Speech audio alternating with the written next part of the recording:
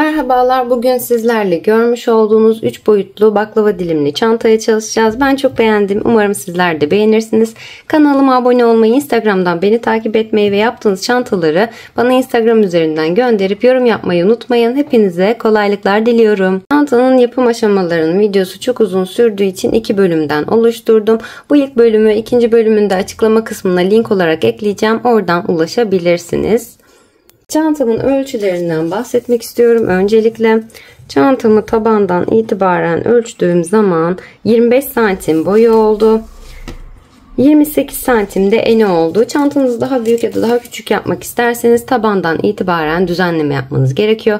Tabanın yapımını anlatırken zaten detaylı olarak bahsediyorum. Malzemelerimden bahsedeyim.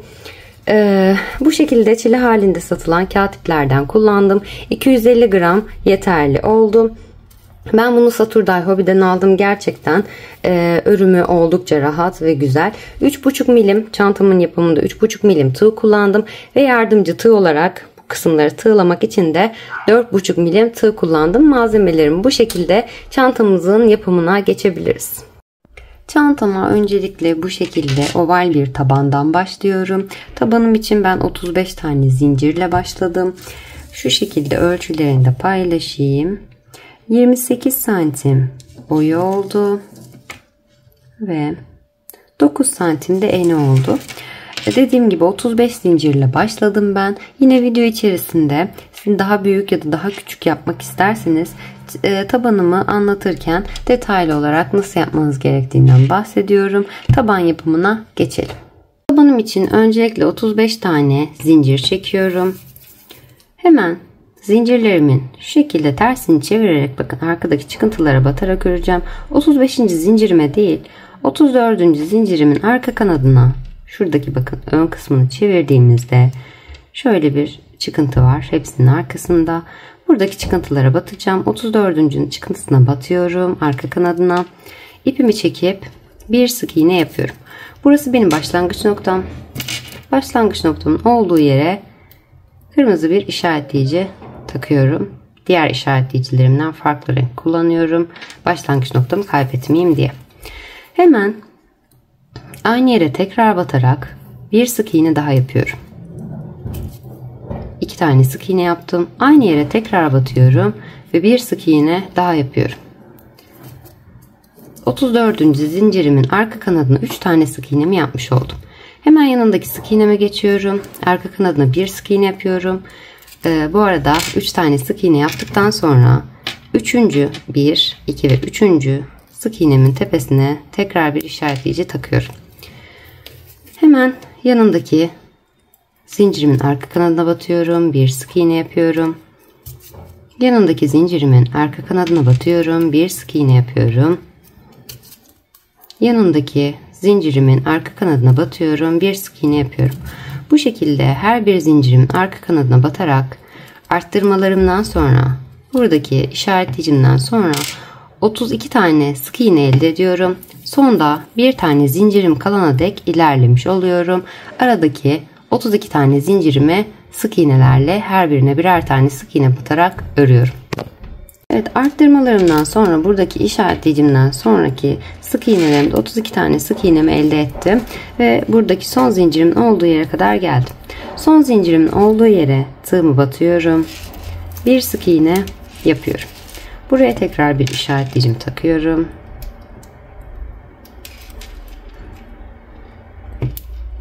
Hemen aynı yere tekrar batarak bir sık iğne daha yapıyorum. Ve aynı yere yine 3. kez batıyorum. Ve bir sık iğne daha yapıyorum. Başta 3 sık iğne ile başlamıştık. Sonda 3 sık iğne ile bitirmiş olduk. Arttırmalarımızı yaptık. 3. sık iğnemin yine üzerine işaretleyicimi takıyorum. Hemen yanındaki bakın şuradaki arka kanatlarına batmıştık. Şuralar daha düz duruyor. Şu kısımdaki gibi. Arada boşluk açıklık olmasın diye ben zincirlerimin hep arka kanatlarına batıyorum. Daha düzgün bir görüntü elde ediyoruz o şekilde. Hemen buradaki şuradaki ilk sık iğnemin Şurası zaten aynı boşluğum. 3 tane sık iğnemi yaptığım boşluğum. Hemen onun yanındaki ilk zincirimin arka kanadını diğer tarafına batıyorum. Ve bir sık iğne yapıyorum. Yanındaki sık iğnemin yine arka tarafına batıyorum. Arka kanadına bir sık iğne yapıyorum. Yanındaki zincirimin tepesine batıyorum. Bir sık iğne yapıyorum. Yanındakine batıyorum. Bir sık iğne yapıyorum. Yine bu sıramda da, bu kısmımda da aradaki 32 tane sık iğnemi örerek sıra sonuna kadar, başladığım noktaya kadar geliyorum. Arttırmalarımdan sonra, buradaki işaretleyicimden sonra aradaki 32 tane sık iğnemi de tamamlamış oldum ve başladığım noktaya geldim. Burada hemen sizlerle bir ölçüm paylaşayım. Başladığım ölçümü zincir olarak ölçtüğümde karışığımı ördükten sonra bu şekilde ilk sık iğne sırasını ördükten sonraki ölçümümüz daha net oluyor. Şurada hemen başladığım noktadan bitirdiğim noktaya kadar olan santimim uzunluğu denk getiremedim. 21 santim. Benim için bu ölçü yeterli. Siz daha uzun bir taban yapmak isterseniz, ben 35 ile başladım. 35'in üzerine artı 7 eklemeniz gerekiyor. Yani 42 tane zincirle başlayarak aralardan 39 sık iğne, burada 32 ördük. 39 sık iğne ve 39 sık iğne, kenarlarda yine 3 tane arttırma yaparak başlayacaksınız. Yani baştaki zincir sayınız 35 değil de 42 olacak. Bu şekilde uzatabilirsiniz. 7'nin katları şekilde büyütmeniz, yani uzatmanız gerekiyor. Zincir sayınızı o şekilde arttırmanız gerekiyor. Hemen başladığım noktaya geldim. Buradaki başlangıçtaki işaretleyicimi çıkarıyorum. İşaretleyicimin olduğu yere tığımı batıyorum. Bir sık iğne yapıyorum ve burada tekrar işaretleyicimi takıyorum. Aynı yere tekrar batarak bir sık iğne daha yapıyorum. Çift batmış oluyorum. Yanındaki sık iğneme geçiyorum. Buraya da bir sık iğne ve aynı yere tekrar batarak ikinci sık iğnemi yapıyorum ve yine bir çift oluşturuyorum. Yanındaki işaretleyicimin olduğu yere geldim. Üçüncü sık iğneme, işaretleyicimi çıkarıyorum. Buraya da yine bir çift sık iğne yapıyorum.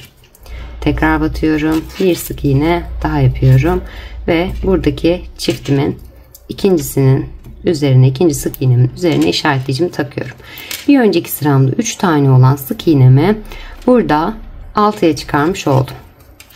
Hemen yanındaki sık iğneme batıyorum. Bir sık iğne yapıyorum. Yanındaki sık iğneme bir sık iğne, yanındaki sık iğneme bir sık iğne.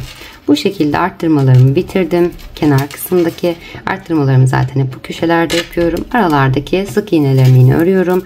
İşaretleyicime kadar her bir sık iğnemin üzerine birer tane sık iğne yapıyorum. Aradaki yine işaretleyicimden sonra 32 tane sık iğnemi ördüm. İşaretleyicimin olduğu yere kadar geldim. Buradaki işaretleyicimi çıkarıyorum. İşaretleyicimin olduğu yere bir sık iğne yapıyorum. Aynı yere tekrar batıyorum ve bir sık iğne daha yapıp çiftimi oluşturuyorum. Ve çiftimin ilk sık iğnesine yine işaretleyicimi takıyorum. Hemen yanındaki sık iğneme geçiyorum. Buraya da bir sık iğne yapıyorum. Aynı yere tekrar batıyorum. Bir sık iğne daha yapıyorum. İşaretleyicimin olduğu yere geldim. İşaretleyicimi çıkarıyorum. İşaretleyicimin olduğu yere de bir çift yapıyorum. Bir ve iki kez battım. 2 tane sık iğnemi oluşturdum.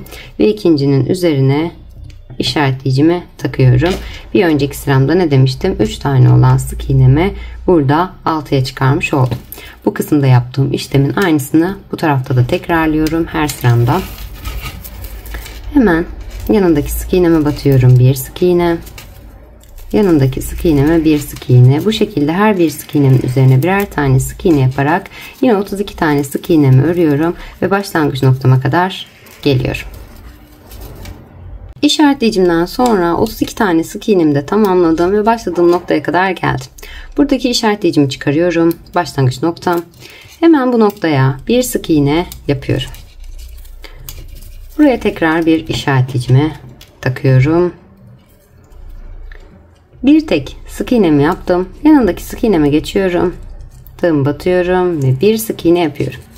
Aynı yere tekrar batarak bir sık iğne daha yapıyorum ve çiftimi oluşturuyorum. Bir tek bir çift yaptım. Hemen yanındaki sık iğneme geçiyorum. Bir sık iğne yapıyorum. Tek yaptım. Yanındaki sık iğneme çift yapıyorum. Bir ve iki kez batarak çift sık iğnemi oluşturuyorum. Bir tek, bir çift, bir tek, bir çift oluşturdum. Hemen yanındaki sık iğneme geçiyorum. Bir tek yapıyorum. Ve son işaretleyicimin olduğu yere de çift sık iğnemi yapıyorum. Bir ve iki kez batarak sık iğnemi oluşturuyorum. İkinci sık iğnemin üzerine işaretleyicimi tekrar takıyorum. Tekle başlamıştım. Bir tek, bir çift, bir tek, bir çift, bir tek, bir çift yaparak çiftle bitirdim. Tekle başlıyorsam çiftle bitiriyorum. Çiftle başlıyorsam tekle bitiriyorum. Hemen yanındaki sık iğneme geçiyorum. Bir sık iğne yapıyorum. Yanındaki sık iğneme bir sık iğne yapıyorum. Bu şekilde her bir sık iğnemin üzerine birer tane sık iğne yaparak aradaki yine 32 tane sık iğnemi örerek işaretleyicimin olduğu yere kadar ilerliyorum. 32 tane sık iğnemi oluşturdum. Yine işaretleyicimin olduğu yere geldim. Burada işaretleyicimi çıkarıyorum. Ne demiştik? Bu tarafta nasıl başlıyorsak burada da aynı şekilde ilerliyoruz. Bir tek bir çift, bir tek bir çift yaparak ilerlemiştik. O yüzden burada da yine tekle başlıyorum. İşaretleyicimin olduğu yere bir sık iğne yapıyorum. Tekimi oluşturuyorum. Yaptığım sık iğnenin üzerine işaretleyicimi takıyorum. Hemen yanındaki sık iğneme geçiyorum. Bir çift yapıyorum. Bir ve 2. Hemen yanındaki sık iğneme tek yapıyorum. Yanındaki sık iğneme çift. 1 ve 2. Yanındaki sık iğneme tek yapıyorum. Ve son işaretleyicim olduğu yere de tekle başladım. Çiftle bitiriyorum. Çift sık iğne yapıyorum. 1 ve 2. İkinci sık iğnemin üzerine işaretleyicimi takıyorum. Hemen yanındaki sık iğneme geçiyorum. Bir sık iğne. Yanındaki sık iğneme bir sık iğne. Yanındaki sık iğneme bir sık iğne yapıyorum. Bu şekilde her bir sık iğnemin üzerine yine birer tane sık iğne yaparak 32 tane sık iğnemi oluşturuyorum. Başladığım noktaya kadar ilerliyorum. 32 tane sık iğnemi yaparak başladığım noktaya kadar geldim. Bir önceki sıramda tekle başlayıp bir tek bir çift, bir tek bir çift yapmıştım. Bu sıramda çiftle başlayacağım. Bir çift, iki tek, bir çift, iki tek şeklinde ilerleyeceğim. Hemen işaretleyicimi bu noktada çıkarıyorum. İşaretleyicimin olduğu yere bir sık iğne yapıyorum. Aynı yere bir sık iğne daha yaparak çiftimi oluşturuyorum ve çiftimin ilkine işaretleyicime takıyorum. Hemen yanındaki sık iğneme bir sık iğne, yanındaki sık iğneme bir sık iğne yaparak yan yana iki tek yapmış oluyorum. Bir çift, iki tek yaptım ve yanındakine bir çift yapıyorum. Bir ve iki kez batarak çiftimi oluşturdum. Yanındaki iki sık iğnemin üzerine birer tane sık iğne yaparak iki tekimi oluşturuyorum. Yanındaki sık iğneme geliyorum ve bir çift, bir ve iki kez batarak çiftimi oluşturuyorum. Sonunda bakın işaretleyicimin olduğu yerle beraber iki tane sık iğnem kaldı. Bunların da her birine birer tane sık iğne yaparak tekimi oluşturuyorum. Bir ve son işaretleyicimin olduğu yere de bir tek yapıyorum. İşaretleyicime tekrar takıyorum. Çiftle başladım, tekle bitirdim. Çift, iki tek, bir çift, iki tek, bir çift, iki tek yaparak köşemi de arttırmalarımı da tamamlamış oldum. Yanındaki sık iğneme bir sık iğne, yanındaki sık iğneme bir sık iğne, bu şekilde yine 32 sık iğnemi tamamlıyorum. 32 sık iğnemi yaptım. İşaretleyicimin olduğu noktaya kadar geldim. Burada hemen işaretleyicimi çıkarıyorum. Bu köşede ne yaptıysak aynısını yapıyoruz demiştik. Bir önceki sıramda bir tek bir çift, bir tek bir çift şeklinde ilerlemiştim. Bu sıramda bir çift bir tek yapacağım. İşaretleyicimin olduğu yere bir sık iğne yapıyorum. Tekrar batıyorum. Bir sık iğne daha yaparak çiftimi oluşturuyorum. Ve çiftimin ilk sık iğnesine işaretleyicimi tekrar takıyorum. Yanındaki sık iğneme bir tek ve yanındaki sık iğneme de bir tek yaparak iki tekimi yan yana oluşturuyorum. Hemen yanındaki sık iğneme geçiyorum. Bir sık iğne ve aynı yere tekrar batarak çiftimi oluşturuyorum. Yanındaki sık iğneme bir tek, yanındaki sık iğneme bir tek, bu şekilde çiftimden sonra iki tekimi oluşturdum. Yanındaki sık iğneme bir sık iğne ve aynı yere tekrar batarak çiftimi oluşturdum. Hemen yanındaki sık iğneme batıyorum. Bir sık iğne yapıyorum. İşaretleyicimin olduğu yere de bir tek yapıyorum. Ve işaretleyicimi tekrar takıyorum. Çiftle başlamıştım. Bir çift, iki tek, bir çift, iki tek, bir çift, iki tek. Yanlış yere takmışım işaretleyicimi. İki tekle bitiriyorum. İkinci tekime işaretleyicimi tekrar takıyorum. Çiftle başladığım için tekle bitirmiş oldum. Hemen yanındaki sık iğneme bir sık iğne, yanındaki sık iğneme bir sık iğne. Bu şekilde yine her bir sık iğneme birer tane sık iğne yaparak 32 sık iğnemi tamamlıyorum ve başladığım noktaya işaretleyicimin olduğu yere kadar ilerliyorum. Evet, 32 tane sık iğnemi işaretleyicimden sonra yaptıktan sonra işaretleyicimin olduğu yere kadar, başlangıç noktama kadar geldim. Bir önceki sıramızda ne yapmıştık? Bir çift, iki tek, bir çift, iki tek yapmıştık. Bu sıramızda bir üst sıramıza çıkarken tekle çıkacağız. Bir sık iğne yapıyoruz. Bir önceki sıramda tek yaptığım için çift yaptığım için bu sıramda tekle başlıyorum. Bir çift iki tek yapmıştım. Bu sıramda 3 tek bir çift, 3 tek bir çift şeklinde ilerleyeceğim. Bir sık iğnemi yaptım. Hemen yanındaki sık iğneme geçiyorum. Bir tek daha yapıyorum. Yanındaki sık iğneme batıyorum. Bir tek daha yapıyorum. Yan yana 3 tek sık iğnemi oluşturmuş oldum ve dördüncüsüne bir çift yapıyorum. Bir ve iki kez batarak çiftimi oluşturuyorum. 3 tek bir çift oluşturmuş oldum. Yanındaki 3 sık iğnemin üzerine birer tane sık iğne yaparak 3 tekimi oluşturuyorum. Yanındaki sık iğneme geçtim. 1 ve 2 kez batarak çift yapıyorum. 3 tek bir çift, 3 tek bir çift ve son 3 tekimi yapıyorum. 2 ve 3. Yan yana 3 sık iğnemin üzerine de birer tane sık iğne yaparak işaretleyicimin olduğu yere kadar geldim. Ne demiştik? Tekle başlarsak çiftle, çiftle başlarsak tekle bitiriyorduk. Tekle başladım, çiftle bitiriyorum. Buradaki işaretleyicimi çıkarıyorum. 3 tekimi yaptıktan sonra işaretleyicimin olduğu yere bir sık iğne yapıyorum. Aynı yere tekrar batarak ikinci sık iğnemi yapıyorum ve çiftimi oluşturuyorum. Ve çiftimin ikincisine işaretleyicimi takıyorum. Yanındaki sık iğneme bir sık iğne, yanındaki sık iğneme bir sık iğne. Bu şekilde 32 tane sık iğnemi yine örüyorum. İşaretleyicimin olduğu yere geliyorum. Artık tekrar göstermeme gerek yok diye düşünüyorum. Burada yapmış olduğum, bu kısımda yapmış olduğum işlemin aynısını bu tarafta da uyguluyorum. İşaretleyicimin olduğu yere bir sık iğne yapıp işaretleyicimi takıyorum. Yan yana 3 tek yapıyorum. Bir çift. 3 tek, bir çift. 3 tek, bir çift. Tekle başladığım için, 3 tekle başladığım için çiftle bitiriyorum. Ve aradaki 32 sık iğnemi de örüyorum. Ve başladığım noktaya geliyorum.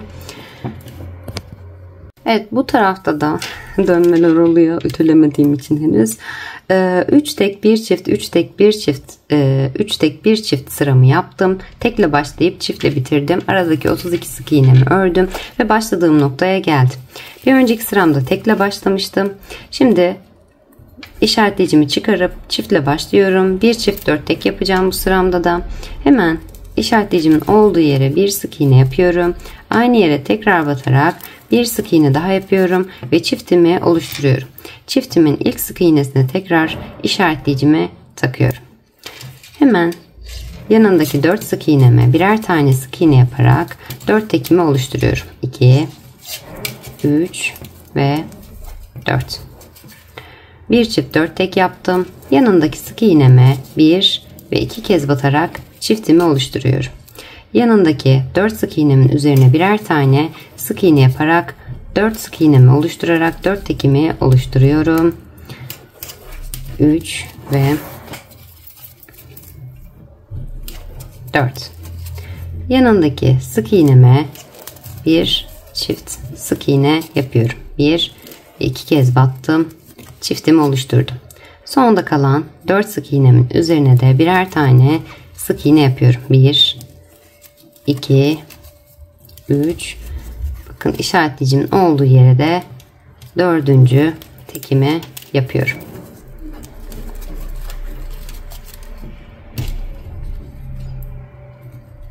İşaretleyicimi tekrar takıyorum. Çiftle başladım. 1 çift 4 tek, 1 çift 4 tek, 1 çift 4 tek yaparak tekle bitirmiş oldum. Çiftle başladığım için tekle bitirdim. Yanındaki 32 sık iğnemin her birine birer tane sık iğne yaparak örüyorum ve diğer işaretleyicimin olduğu yere geliyorum. Burada yapmış olduğum işlemin aynısını uyguluyorum. Yani çiftle başlıyorum. 1 çift 4 tek, 1 çift 4 tek, 1 çift 4 tek yaparak tekle bitiriyorum. 4. tekimin üzerine yine işaretleyicimi takıyorum. Aradaki 32 sık iğnemi örerek başladığım noktaya kadar geliyorum. Evet, bu köşemde de 1 çift 4 tek, 1 çift 4 tek, 1 çift 4 tek yaparak çiftle başlayıp tekle bitirdim ve aradaki 32 sık iğnemi örerek işaretleyicimin olduğu yere kadar geldim. Burada yine işaretleyicimi çıkarıyorum. Bir önceki sıramda çift yaptığım için tekle başlayacağım. İlk sık iğnemin üzerine bir sık iğne yapıyorum ve işaretleyicimi tekrar takıyorum. Yanındaki sık iğneme bir sık iğne, 2 oldu. Yanındakine 3, yanındakine 4 ve yanındakine 5. 5 sık iğnemi yaptım. Bu sıramda 5 tek, 1 çift, 5 tek, 1 çift şeklinde ilerleyeceğim. Yanındaki sık iğneme çiftimi oluşturuyorum. 2 kere batarak çift sık iğnemi yaptım. Yanındaki 5 sık iğnemin her birine birer tane sık iğne yaparak 5 tane tekimi oluşturuyorum. 2, 3, 4 ve 5.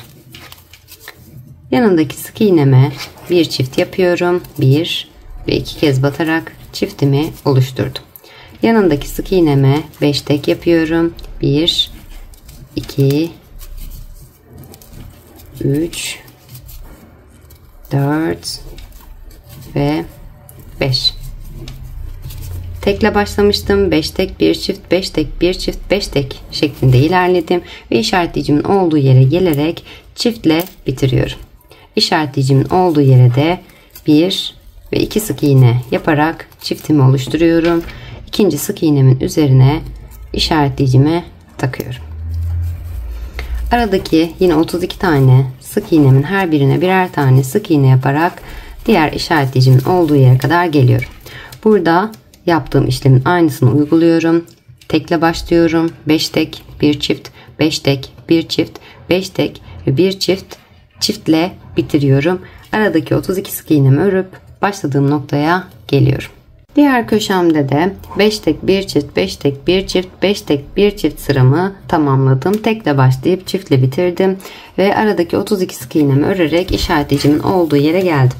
Bu benim artık tabandaki son sıram, son arttırma sıram. Buradaki işaretleyicimi çıkarıyorum. Bu sıramda 1 çift 6 tek yapacağım. Bir önceki sıramda tekle başladığım için burada çiftle başlıyorum. 1 ve 2 sık iğne yapıyorum aynı noktaya. İlkine işaretleyicimi takıyorum.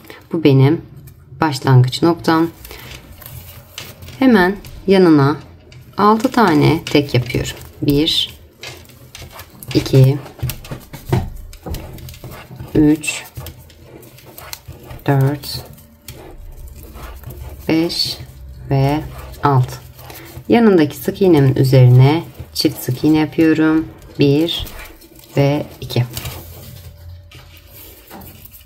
Çiftimi yaptıktan sonra 6 tane tekimin her birine birer tane sık iğne yaparak 6 tekimi oluşturuyorum. 2 3 4 5 ve 6. 6 tekimi yaptım. Yanındaki sık iğnemin üzerine çift sık iğne yapıyorum. 1 ve 2 kez batarak çiftimi oluşturdum. Yanındaki 2, 4 ve 6 sık iğneme birer tane sık iğne yapıyorum. 1 2 3 4 5 ve çiftle başladığım için tekle bitiriyordum. İşaretleyicimi çıkarıp işaretleyicimin olduğu yere de bir sık iğne daha yapıyorum ve işaretleyicimi takıyorum. Bir çift 6 tek, bir çift 6 tek, bir çift 6 tekle bitirdim. Çiftle başlayıp tekle bitirmiş oldum. Yine aradaki 32 sık iğnemin her birinin üzerine birer tane sık iğne yaparak işaretleyicimin olduğu yere geliyorum. Bu kısımda yaptığım işlemin aynısını bu tarafta da uyguluyorum. Çiftle başlıyorum. 6 tek yapıyorum. Bir çift 6 tek, bir çift 6 tek şeklinde ilerliyorum. Çiftle başlayıp tekle bitirmiş oluyorum. Aradaki 32 sık iğnemi de örüyorum. Tabanımı bitirmiş oluyorum, tamamlamış oluyorum. Tabanımı ütülüyorum ve üst kısmına, çantamın üst kısmına çıkıyorum. Evet, tabanımı tamamladım. Arka kısmından ütümü yaptım. Kenarlarındaki işaretleyicilerimi çıkardım. Sadece başlangıç noktasındaki işaretleyicim kalmış oldu. Hatırlarsanız bunu zaten karıştırmamak adına farklı renk takmıştım. Son olarak tabanımı tamamladıktan sonraki sık iğne sayımda 112'ye ulaştım. Şimdi tabanımıza başlarken 35 tane zincirle başlıyoruz demiştik. Siz eğer arttırmak istiyorsanız üstüne 7 ekleyeceksiniz, 35 artı 7, ya da küçültmek istiyorsanız 35 eksi 7 şeklinde küçülteceksiniz demiştim. Bunu bu kısımdan ayarlamanız gerekiyordu ki tabanın bittiği zaman, yani 6 tek bir çift sıramızda tamamladıktan sonraki sayımız, benimki mesela 112 oldu. 14'ün katı olması gerekiyordu çünkü. O yüzden 35 ile başladık ya da 35 artı 7 ya da 35 eksi 7 şeklinde başlamış olduk. Bu şekilde 112 tane sık iğnemi elde ettim model için. Çünkü 14 tane sık iğneye, 14'ün katına ihtiyacım vardı. Şimdi tabanımızı da hazırladığımıza göre modelimizin yapımına geçebiliriz. Tabanımı tamamladım. Başladığım noktaya geldim. Buradaki işaretleyicimi çıkarıyorum. Burayı ilk sıramı tüm etrafını sık iğnelerle öreceğim. Her bir sık iğnemin üzerine birer tane sık iğne batacağım. İşaretleyicimin olduğu yere sık iğnemi batarken şu şekilde almayacağım da şu şekilde arka kanatlarını alacağım. Yani şöyle, net gözüküyor mu? Şöyle ortalarına batarak arka kanatlarına batacağım. Bir sık iğne. Yanındakinin arka kanadına batıyorum. Bu şekilde bir sık iğne. Yani bakın, sadece bir kanadına, şuradaki kanadına batarsanız arada açıklık olacaktır. Şöyle göstereyim başladığım yere. Bakın şu şekilde şuradaki kanadına batıp örürseniz, sık iğne yaparsanız bakın şurada bir açıklık oldu.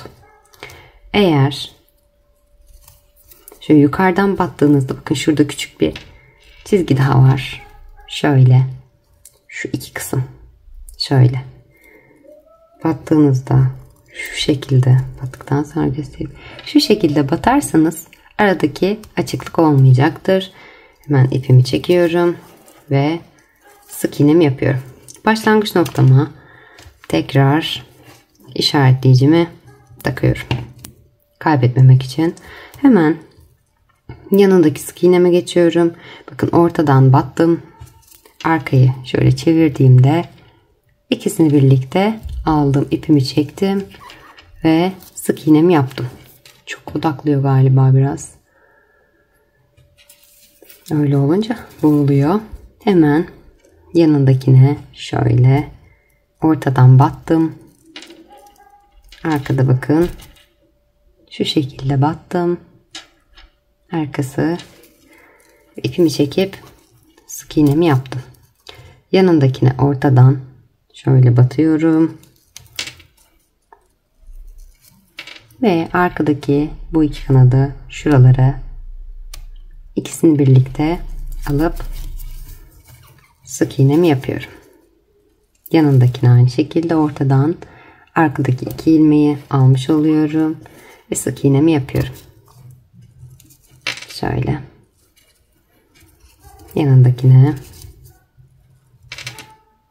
yanındakine, ortadan ve arkadaki 2 ilmeğimi yapıyorum. Bakın şu şekilde. Şuradaki görüntü gayet hoş. Güzel bir görüntü oluyor. Artık duvar kısmını, çantamın duvar kısmını örmeye geçiyorum. O yüzden bu kısmı altta bu şekilde bırakıyorum. Yanındaki sık iğnemin yine tepesinden ve arka kanadına şu kısmını da alarak örüyorum. Yanındakine şu kısmı alarak örüyorum. Bu şekilde tüm etrafını her bir sık iğnemin üzerine birer tane arka kanatlarını alarak sık iğnelerimi yapıyorum.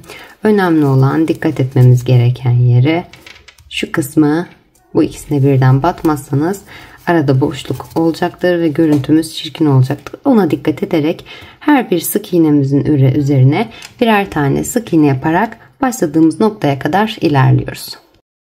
Her bir sık iğnemin arka kanatlarına batarak 112 tane sık iğnemi başlangıç noktama kadar tamamladım. Artık modelimin kurulumuna başlayacağım. Modelimde ilk sıradayım. Şu şekilde ipimi biraz uzun tutuyorum. İşaretleyicimi bu noktada çıkarıyorum.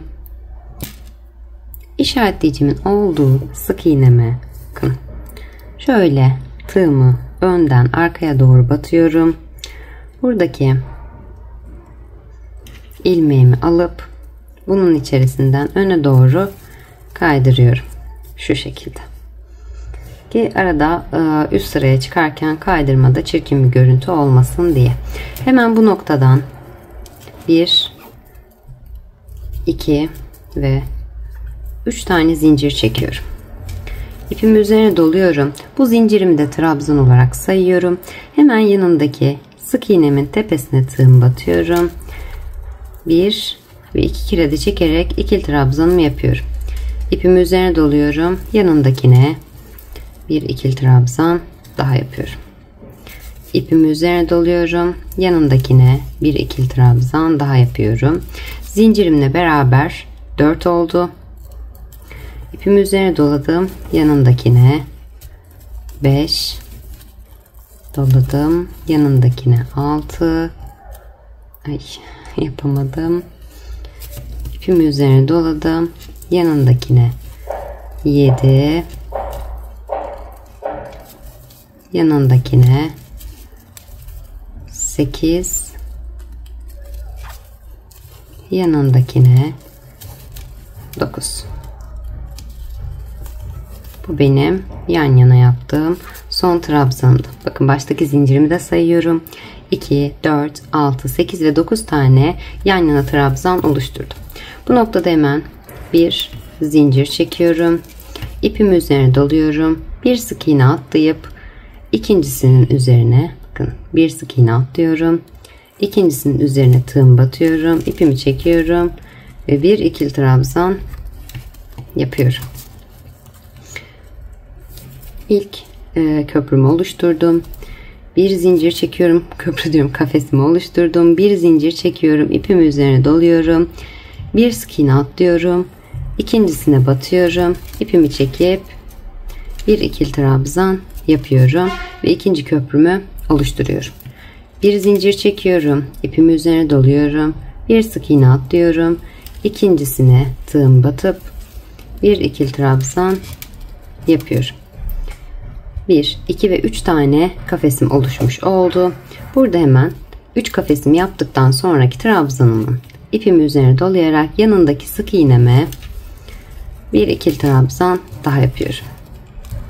Buradaki trabzanla beraber yine yan yana 9 tane trabzan elde edeceğim. 2 oldu. 3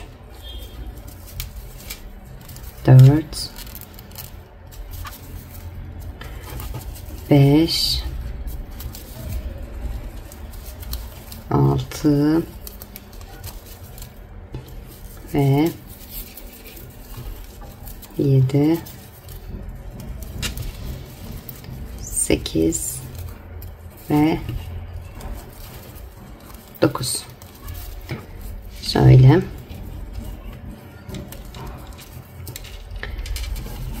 baştan itibaren zincirimle beraber 9 tane ikili trabzan, 1 2 ve 3 kafes. 2, şurayı da sayıyorum. Kafesimin sonundaki trabzanıma 2, 4, 6, 8 ve 9 tane ikili trabzan. Bir zincir çekiyorum. Tekrar 3 tane kafes oluşturacağım. Zincirimi çektim. Bir sık iğne atlıyorum. İkincisine tığım batıyorum. Bir ikili trabzan yapıyorum. Bir zincir çekiyorum.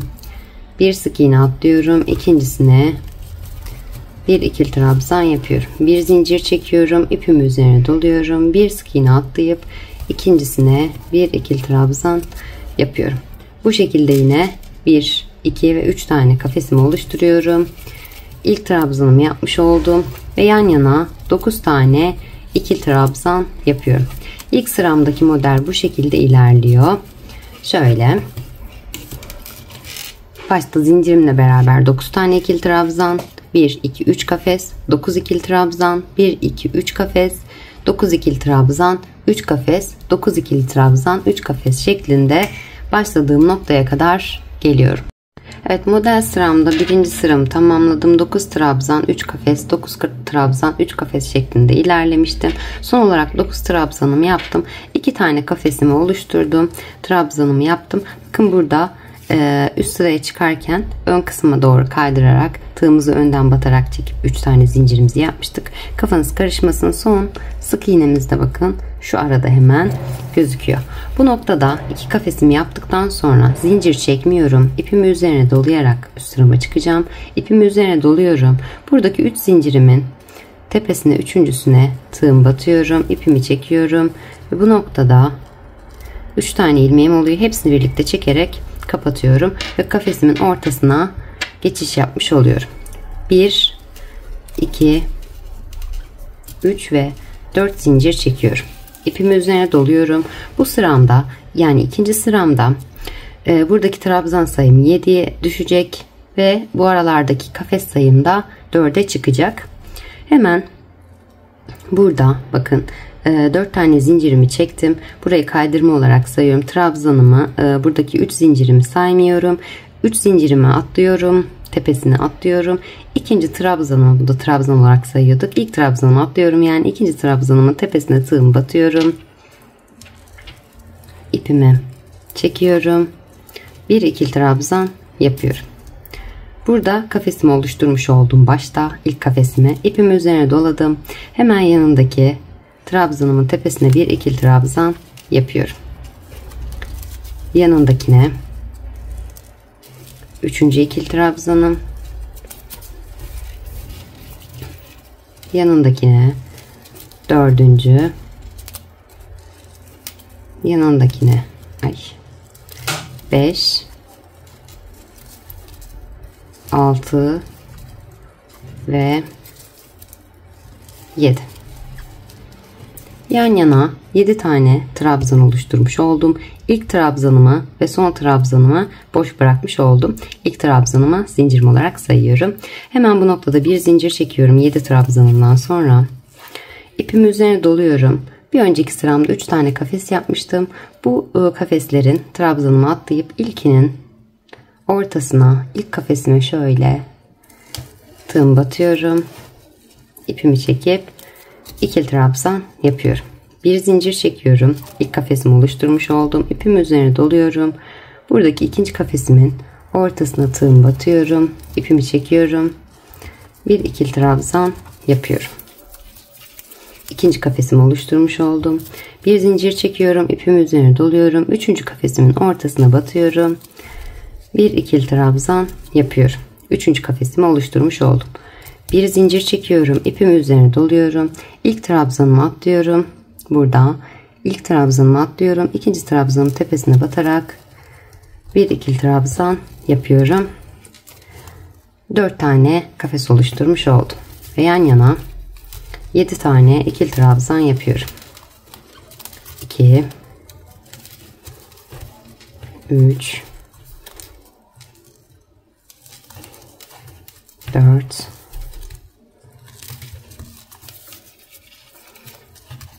5,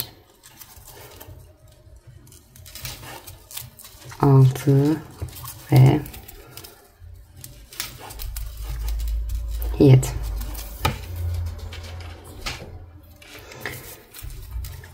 4 kafesimi oluşturdum. 7 tane trabzanımı da oluşturdum. Sondaki bir önceki sıramdaki 9. trabzanımı bırakıyorum. Bu noktada bir zincir çekiyorum. İpimi üzerine doluyorum. Buradaki trabzanımı atlayarak kafesimin ortasına bir ikili trabzan yapıyorum.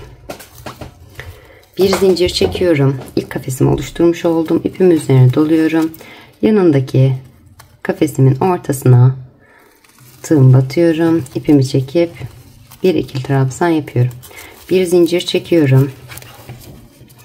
İpimi üzerine doluyorum. Son kafesimin içerisine de bir ikili trabzan yapıyorum. 3 tane kafes oluşturmuş oldum. Bir zincir çekip ipimi üzerine doluyorum.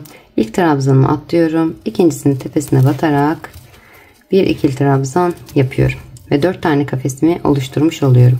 İpimi üzerine doluyorum ve yan yana buradaki trabzanla beraber 7 tane ikili trabzan oluşturuyorum. Bu sıramı da bu şekilde ilerletiyorum. Trabzanlarımın üzerine bir başta ve sonda eksilterek 7 tane ikili trabzan ve 4 kafeslerimin ortasına batarak başta ve trabzanların başta ve sonunda birer tane eksilterek 7 tane ikili trabzan ve 4 kafes, 7 tane ikili trabzan, 4 kafes, 7 ikili trabzan, 4 kafes şeklinde bu şekilde ilerliyorum. Evet, 7 trabzan, 4 kafes, 7 trabzan, 4 kafes şeklinde ilerleyerek sıra sonuna kadar geldim.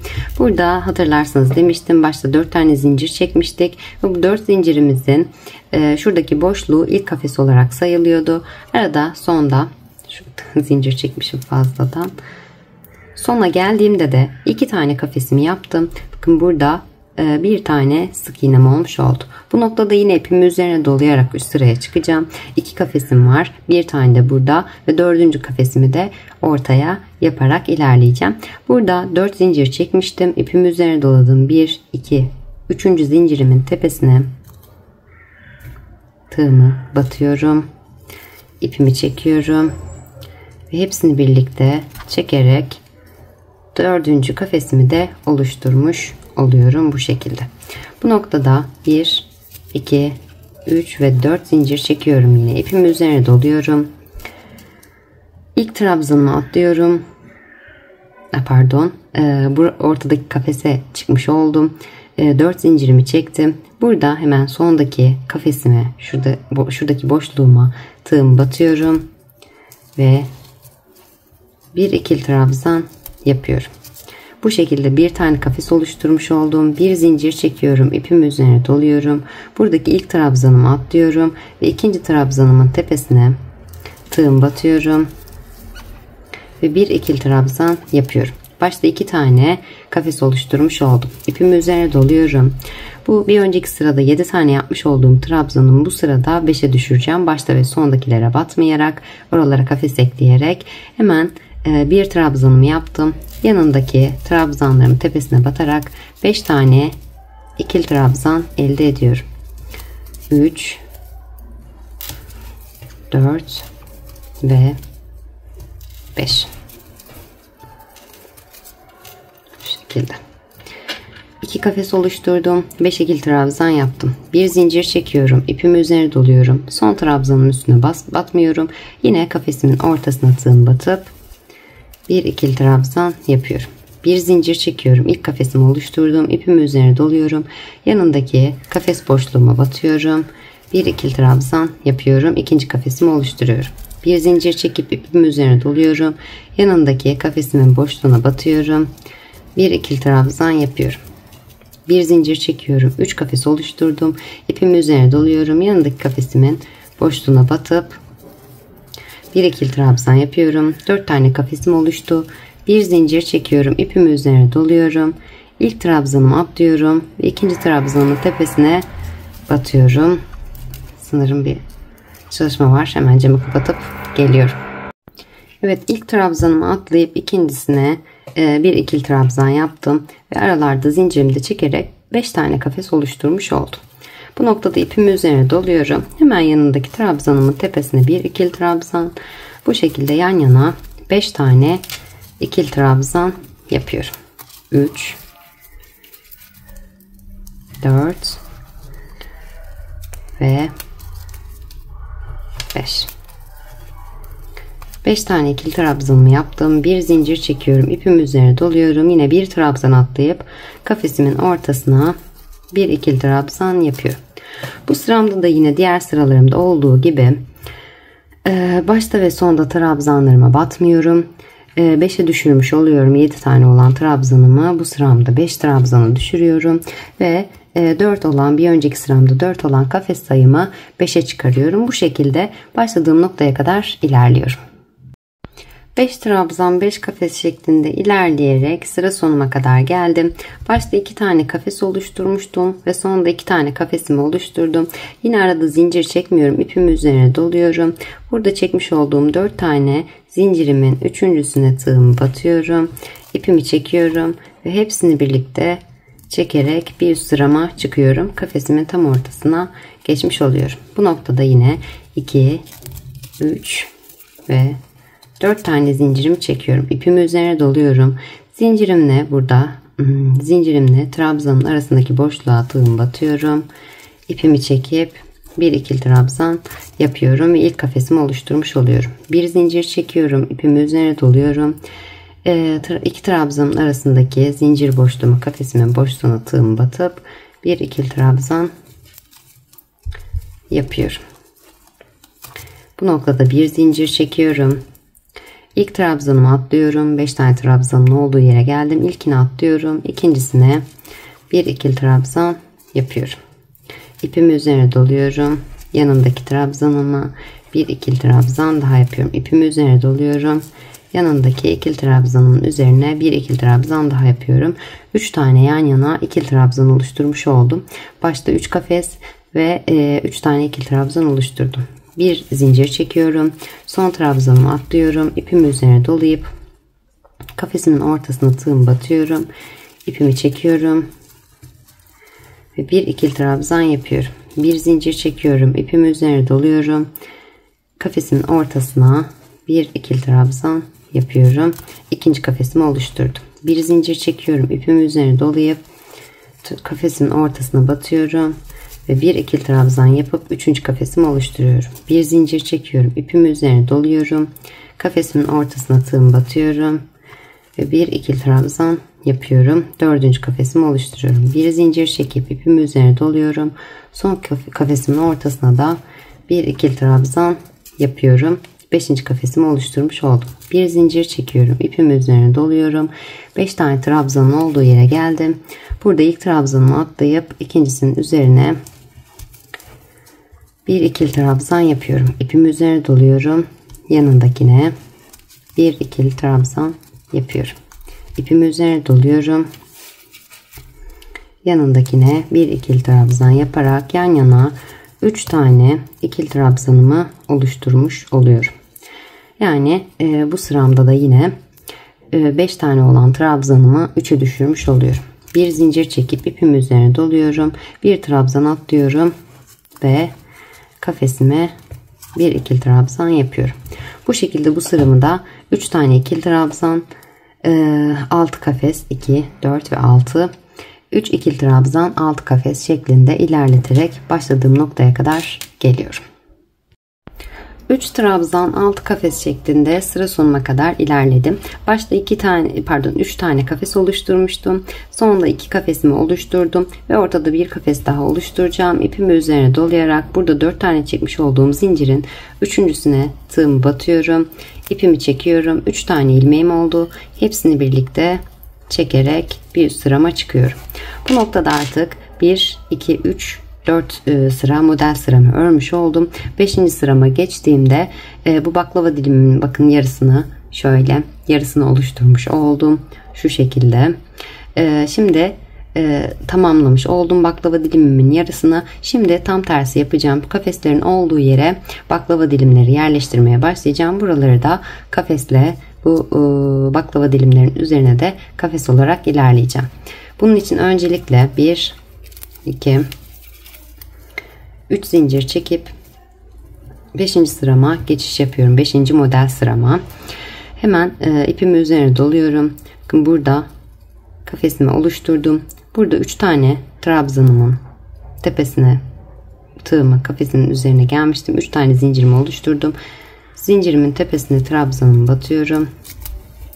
İpimi çekiyorum. Bir ikili trabzan yapıyorum. Bu çekmiş olduğum 3 tane zincirimi de trabzan olarak sayıyorum. İpimi üzerine doluyorum. Bu zincirimle kafesin arasındaki boşluğa tığımı batıyorum. İkisini birlikte çekerek 3 tane zincirimle beraber 3 tane ikili trabzan oluşturmuş oluyorum. Bu noktada hemen bir zincir çekiyorum. İpimi üzerine doluyorum. Buradaki trabzanımı atlayıp kafesin ortasına geliyorum ve bir ikili trabzan yapıyorum. İlk kafesimi oluşturmuş oldum. Bir zincir çekiyorum. İpimi üzerine doluyorum. Yanındaki iki trabzanın arasındaki boşluğa, kafesimin boşluğuna bir ikili trabzan yaparak ikinci kafesimi oluşturuyorum. Bir zincir çekiyorum. 3 tane trabzanın olduğu yere geldim. İpimi üzerine doluyorum. Bir trabzanımı atlıyorum. İkincisinin tepesine tığım batıp bir ikili trabzan oluşturuyorum ve üçüncü kafesimi oluşturmuş oldum. Bir zincir çekiyorum. İpimi üzerine doluyorum. Burada bir trabzan atlayıp kafesimin arasındaki boşluğa bir ikili trabzan yapıyorum. Bir zincir çekiyorum. Bakın 1, 2, 3 şöyle 3 ve 4 tane kafes oluşturmuş olduğum zincirimi çektim. Kafesimin arasındaki boşluğa tığım batıp bir ikili trabzan yapıyorum ve 5. kafesimi oluşturuyorum. Bir zincir çekiyorum. İpimi üzerine dolayıp buradaki kafesimin yanındaki kafesimin boşluğuna bir ikili trabzan yapıyorum.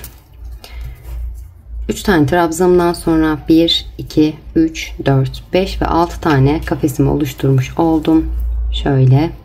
Bu noktada hemen ipimi üzerine doluyorum. Kafesimi yaptıktan sonraki aradaki hemen yanındaki trabzanımın tepesine tığım batıyorum. Bir ikili trabzan yapıyorum. İpimi üzerine dolayıp kafesimin ortasına tığım batıyorum. Ve bu noktaya da bir ikili trabzan yapıyorum. 3 tane ikili trabzanımı yapmış oluyorum. Bir zincir çekiyorum. İpimi üzerine dolayıp yanındaki kafesimin boşluğuna geçiyorum. Bir ikili trabzan yaparak ilk kafesimi oluşturuyorum. Bir zincir çekiyorum. İpimi üzerine doluyorum. Yanındaki boşluğuma batıyorum. Kafesimin boşluğuna ikinci kafesimi oluşturuyorum. Bir zincir çekiyorum. İpimi üzerine dolayıp 3 trabzanım var. İkincisine tığım batıyorum ve bir ikili trabzan yaparak 3. kafesimi oluşturuyorum. Bir zincir çekiyorum. İpimi üzerine doluyorum. Trabzanımı atlayıp kafesimin arasındaki boşluğa bir ikili trabzan yapıyorum. Bir zincir çekiyorum. 4. kafesimi oluşturmuş oldum. İpimi üzerine dolayıp yanındaki kafes boşluğuma bir ikili trabzan yapıyorum. Bir zincir çekiyorum. Bakın 1, 2, 3, 4, 5 oldu. Zincirimi çektim. Aradaki boşluğa 6. ikili trabzanımı yaptım. 6. kafesimi oluşturdum. İpimi üzerine doladım. Hemen buradaki kafesin ortasına battıktan sonraki trabzanımı yaptıktan sonra hemen yanındaki trabzanıma şuraya battık. Yanındakine bir ikili trabzan yapıyorum. İpimi üzerine doluyorum. Kafesimin boşluğuna da bir ikili trabzan yapıyorum. 3 tane ikili trabzan oluşturmuş oluyorum. Bir zincir çekiyorum. İpimi üzerine dolayıp yandaki kafes boşluğuma geçiyorum. Ve bir ikili trabzan yapıyorum. Bir zincir çekiyorum. İpimi üzerine doluyorum. Yanındaki kafes boşluğuma bir ikili trabzan yapıyorum. Bir zincir çekiyorum. İpimi üzerine doluyorum. 3 trabzanın olduğu yere geldim. İkincisine tığım batıp bir ikili trabzan yapıyorum. Bir zincir çekiyorum. Bu şekilde sıra sonuna kadar ilerliyorum. Alt kafesini tamamlıyorum. Alt kafesini tamamladığım yerden sonra 3 tane ikili trabzan yapıyorum. Bakın şöyle göstereyim. 3 tane ikili trabzan. 1, 2, 3, 4, 5, 6 kafes. 3 tane ikili trabzan. 1, 2, 3, 4, 5, 6 kafes şeklinde ilerleyerek sıra sonuna kadar geliyorum. 3 trabzan 6 kafes, 3 trabzan 6 kafes şeklinde ilerleyerek sıra sonuna kadar geldim. Sonda 3 trabzan 1, 2, 3, 4, 5 tane kafes oluşturdum. Başta hatırlarsanız 3 tane zincir çekip 3 tane ikili trabzan yapmıştık. Zincirimizde trabzan olarak sayıyorduk. 5 tane kafesimi oluşturduktan sonra bakın burada bir boşluğum daha kalmış oldu. Bu noktada ipimi üzerine dolayıp 3 tane trabzanımın 3 zincirimin tepesine tığım batıyorum. İpimi çekip yine aynı yöntemle hepsini birlikte çekerek üst sırama çıkıyorum. Kafesimin tam ortasına 6. kafesimi şöyle 3 trabzandan sonra 1, 2, 3, 4, 5 ve 6 kafes yaptım. 6. kafesimin tam ortasına çıkmış oluyorum. Bu noktada 1, 2, 3 tane zincir çekiyorum. Yine bunu zincirime trabzan olarak kabul ediyorum. İpimi üzerine dolayıp zincirimin hemen tepesine tığım batıyorum. Bir ikili trabzan yapıyorum. Zincirimle beraber 2 tane ikili trabzanım oldu. İpimi üzerine doluyorum. Trabzanımın tepesine bir ikili trabzan yapıyorum. 3 tane oldu. İpimi üzerine doluyorum. Yanındaki trabzanın tepesine 4. ikili trabzanımı yapıyorum. İpimi üzerine dolayıp buradaki kafes boşluğuma da bir ikili trabzan yaparak 1, 2, 3, 4 ve 5 tane ikili trabzan oluşturuyorum. Baştaki zincirimle beraber. Bu noktada bir zincir çekiyorum. İpimi üzerine doluyorum. İpim karışmış. İpimi üzerine doluyorum. Ve buradaki kafesime batıyorum. Bir ikili trabzan yapıyorum. Bir zincir çekiyorum. İpimi üzerine doluyorum. Yanındaki kafesime batıyorum. Kafes boşluğuma bir ikili trabzan yapıyorum. Bir zincir çekiyorum. İpimi üzerine dolayıp yanındaki kafes boşluğuma bir ikili trabzan yapıyorum. Trabzanlarımdan sonra 1, 2, 3 kafesim oldu. Bir zincir çekiyorum. İpimi üzerine doluyorum. Bu noktaya 4. kafesimi oluşturuyorum. Bir zincir çekip ipimi üzerine doluyorum. Yanındaki kafes boşluğuma bir ikili trabzan yapıp 5. kafesimi oluşturuyorum. Bir önceki sıramda 6 tane olan kafes sayım bu sıramda 5'e düşmüş oldu. Artık o kadar çok sayı söyledim ki kafam karışıyor. Kusura bakmayın. Trabzanımı yaptım. Kafesimden sonra ipimi üzerine doladım. Buradaki ilk trabzanımın tepesine tığım batıyorum. 3 trabzanın olduğu yere geldim bakın. Bunların her birine birer tane ikili trabzan yapıyorum. 2, 3 ve 4. Her birine birer tane ikili trabzan yaparak 3 tane trabzanımı oluşturdum. Başta da bir trabzan yapmıştım. Kafes boşluğuma 4 oldu. İpimi üzerine dolayıp yandaki kafes boşluğuma da batıyorum. Buraya da bir ikili trabzan yapıyorum. Burada da trabzan sayım 5'e çıkmış oldu. Bir zincir çekiyorum. İpimi üzerine dolayıp yandaki kafesimin boşluğuna batıyorum. Bir ikili trabzan yapıyorum. Bir zincir çekiyorum. İpimi üzerine dolayıp yandaki kafes boşluğuma batıyorum. Bir ikili trabzan yapıyorum. İpimi üzerine doluyorum. Yanındaki kafes boşluğuma bir ikili trabzan. İpimi üzerine dolayıp yanındaki kafes boşluğuma bir ikili trabzan. Kaç tane kafesim oldu? Trabzanlarımdan sonra 1, 2, 3, 4 ve bir zincir çekip ipimi üzerine dolayıp son kafesimi de batıp 5. kafesimi oluşturuyorum. Burada trabzanımı yaptım. Bunu ilk trabzanı kabul ediyorum. İpimi üzerine dolayıp buradaki 3 trabzanın olduğu yere geldim. Buraya da her birine birer tane ikili trabzan yapıyorum. Başta yapmış olduğum trabzanımla beraber 4 tane ikili trabzan elde ettim. Ve sonda kafes boşluğuma da bir ikili trabzan yaparak 5 tane ikili trabzan oluşturmuş oluyorum bu şekilde. Bir zincir çekip ipimi üzerine dolayıp yandaki kafes boşluğuma batıyorum ve bir ikili trabzan yapıyorum. Bu şekilde 5 trabzan 5 kafes 5 trabzan 5 kafes şeklinde ilerleyerek sıra sonuna kadar geliyorum. 5 trabzan 5 kafes 5 trabzan 5 kafes şeklinde ilerleyerek sıra sonuna kadar geldim. Sonunda 5 trabzanımı yaptıktan sonra 1, 2, 3, 4 kafes oluşturdum. İpimi üzerine dolayarak 5. kafesimi sıra sonunda bu şekilde yapıyordum. 3 tane zincirimin tepesine tığım batıyorum. İpimi çekiyorum ve hepsini birlikte çekerek kafesimin ortasından üst sırama çıkmış oluyorum. Bu noktada 1, 2 ve 3 zincirimi çekiyorum. İpimi üzerine doluyorum. Hemen dibindeki 3 tane zincirimin tepesine tığım batıyorum. Bir ikili trabzan yapıyorum. İpimi üzerine doluyorum. Yanındaki trabzanın tepesine bir ikili trabzan, baştaki zincirimle beraber 3 oldu. Yanındaki trabzanın tepesine bir ikili trabzan 4, yanındakine 5, yanındakine 6, zincirimle beraber 6 tane trabzan elde etmiş oldum. İpimi üzerine dolayıp yandaki kafes boşluğuma da 7. ikili trabzanımı oluşturuyorum. Bir zincir çekiyorum, ipimi üzerine doluyorum. Hemen yanındaki kafes boşluğuma tığım batıyorum. Bir ikili trabzan yapıyorum. Bir zincir çekiyorum. İlk kafesimi oluşturdum. İpimi üzerine dolayıp yanındaki kafes boşluğuma bir ikili trabzan yapıp ikinci kafesimi oluşturuyorum. Bir zincir çekiyorum, ipimi üzerine dolayıp yanındaki kafes boşluğuma bir ikili trabzan yapıyorum. Üçüncü kafesimi oluşturdum. Bir zincir çekip ipimi üzerine doluyorum. Yanındaki kafes boşluğuma bir ikili trabzan yapıyorum ve dördüncü kafesimi oluşturmuş oluyorum.